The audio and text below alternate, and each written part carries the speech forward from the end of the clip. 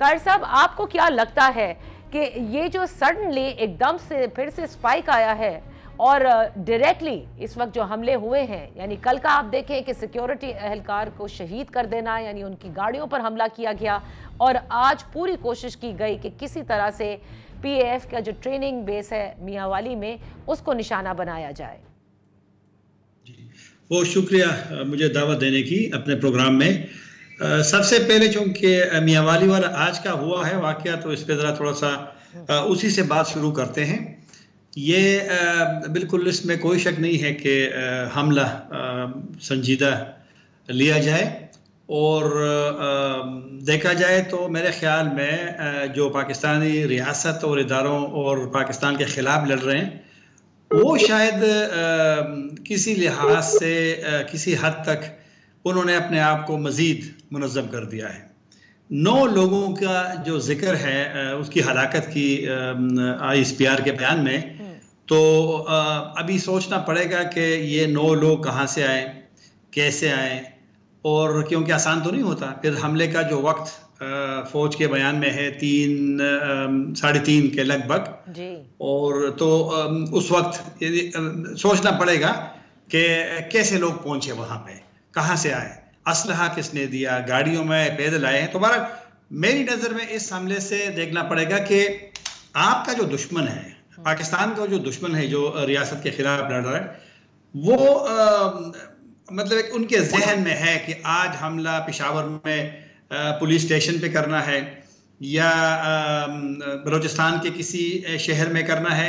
अब चूंकि एक नया चैलेंज इसलिए पाकिस्तान के लिए बढ़ गया है कि जो कलदन तंजीमें हैं, मेरे ख्याल में वो निस्बतन मेरी नज़र में उनके पास असलहा भी है। जिस तरह के अभी जो सिक्योरिटी ज़राए ने सोशल मीडिया पे मैं कुछ पोस्ट देख रहा था कि उनके पास आज वही असलहा था जो अफगानिस्तान में अमरीकियों ने छोड़ा है, और उसमें फिर रात को जो एक नज़र आने वाले वो आलात थे वो भी उनके साथ थे। तो वो जो पाकिस्तान का खदशा रहा है और अब भी है कि अफगानिस्तान में अमेरिका और नेटो का जो असलहा वहाँ रह गया था वो मुसल्लह ग्रुप के हाथ में आ गया है। लेकिन बहरहाल सिक्योरिटी को भी देखना पड़ेगा। अगर आपका दुश्मन इतना मुनज़्ज़म हो गया है कि ग्रुप की शक्ल में 9 लोग हमला करते हैं, उनके पास जदीद असलहा भी है, और मेरी नज़र में शायद उनकी तरबियत माजी की निस्बत ज़रा ज़्यादा भी है। अच्छा। तो बहरहाल एक नया चैलेंज है। और फिर बलूचिस्तान का देखें ना, बलूचिस्तान में एक ग्रुप आपके खिलाफ या रियासत पाकिस्तान के खिलाफ, या अगर सिराजुल हक पे हमला देगी, जमात इस्लामी के अमीर पे, जमीयत उलमा इस्लाम के तर्जुमान हाफिज अब्दुल्ला पे हमला देके, तो वहां पे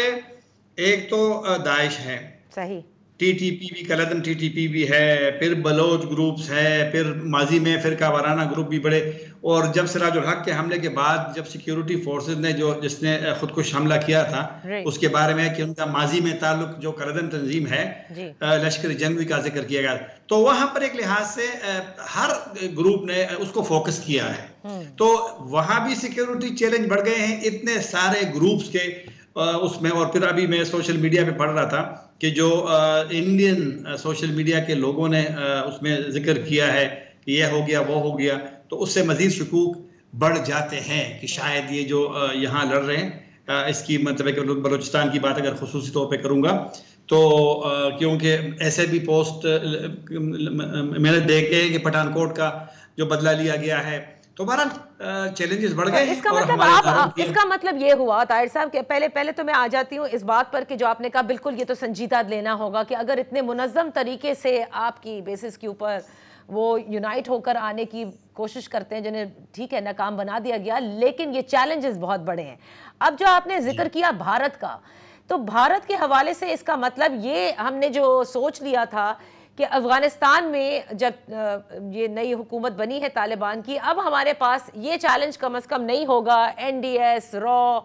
और हम कम से कम इससे जो है पाकिस्तान जो है वो बच जाएगा। लेकिन इसका मतलब तो ये है कि ये अभी तक वहीं पर या वहां पर नहीं है तो कहीं पर, लेकिन ये मुतहर्रिक हैं मुस्तकिल। मेरे ख्याल में जो वहाँ तब्दीली अफगानिस्तान में आई थी और यहाँ पे एक मुस्बत सोच तो थी, और वो दुरुस्त सोच थी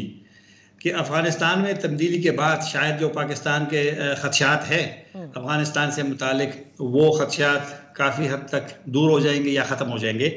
लेकिन मेरी नज़र में वो बढ़ गए हैं, उल्टा हुआ एक मामला उसका।